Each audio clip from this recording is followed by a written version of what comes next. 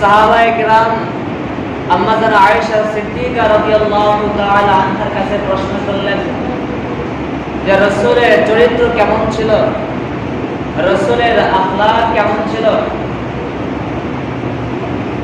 রাসূলের আখলাক এবং চরিত্রের সম্পর্কে তার সবথেকে নিকটতম যেই সহপাঠী থাকে, তার নিকটতম ব্যক্তি যে থাকে, সে সবথেকে ভালো জানে।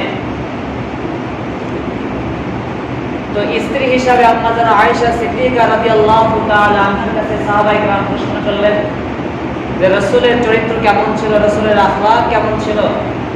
আম্মা জানা আয়েশা সিদ্দিকা রাদিয়াল্লাহু তাআলা আনহা জবাব দিলেন, তোমরা কি কোরআন পড়ো নাই? কানা খুলুকুল কোরআন, কোরআনের যত দিক রয়েছে সমস্ত দিকগুলাই রাসূলুল্লাহর আদর্শ এবং চরিত্র ছিল। জোরে কন্না সুবহানাল্লাহ। তোমরা রাসূলের চরিত্র সম্পর্কে জিজ্ঞাসা করতেছো, রাসূলের চরিত্র কেমন ছিল, রাসূলের আখলাক কেমন ছিল, রাসূলের আদর্শ কেমন ছিল, কেন তোমরা কি কোরআন পড়ো নাই? কোরআনে যত দিক নির্দেশনা রয়েছে, কোরআনের ভিতরে যত ভালো কথাগুলি রয়েছে, কোরআন যেভাবে সাজানো হয়েছে, সমস্ত আখলাক আর চরিত্রগুলো নবীর ভিতরে ছিল। এজন্য বলা হয়েছে কানা খুলুকুল কোরআন, পুরা কোরআনটাই রাসূলের চরিত্র বা আখলাক ছিল। জোরে কন্না সুবহানাল্লাহ। আল্লাহ পাক রব্বুল আলামিন কোরআনে কারীমের মধ্যে বলেন, ইন্নাকা লাআলা খুলুকিন আযীম।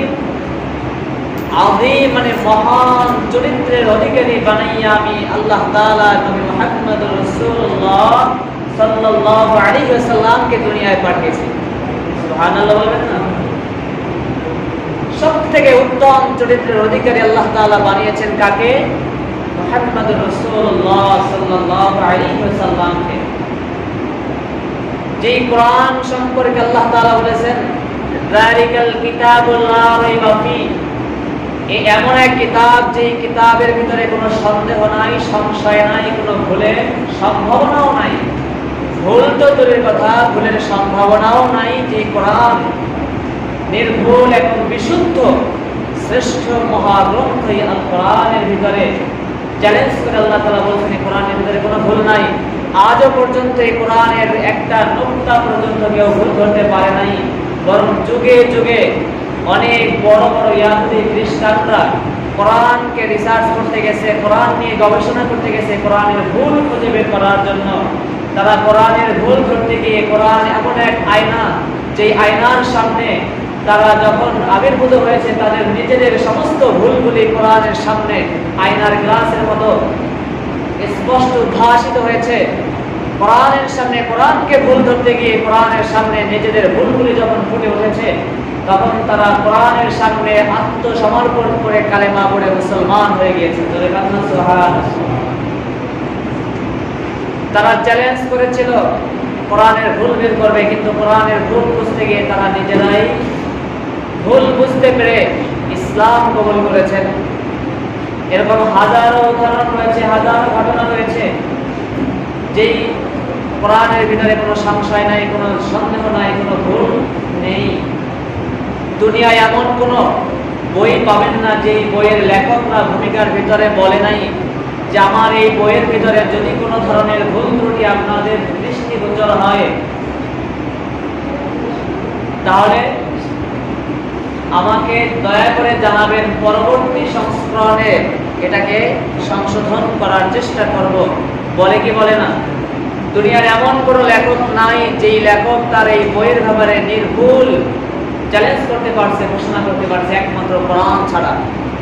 সেই কোরআনের ভিতরে আল্লাহ পাক রব্বুল আলামিন নিজে সাক্ষী দিয়ে বলতেছেন, ইন্নাকা লাআলা খুলুকিন আযীম।